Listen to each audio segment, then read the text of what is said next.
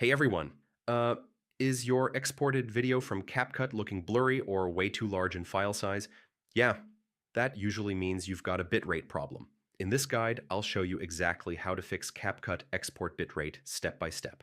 First, finish editing and click the export button. So this is where bitrate settings affect your final video quality and file size. Next, make sure your export resolution matches your project timeline. Yeah, exporting higher than your source won't improve quality and may waste bitrate. Now look for the bitrate or quality slider. If your video looks blurry, increase the bitrate slightly. If the file is too big, lower it a bit. For most full HD videos, a medium to high bitrate works best. Also check that your export frame rate matches the timeline. I mean, changing it can affect compression and make the video look worse. Before exporting the full video, try a short test export. Yeah, this helps you preview the quality and adjust the bitrate if needed.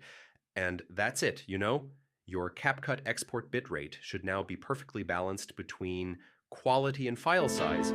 If this helped, drop a like and subscribe for more quick editing tips. Hey everyone.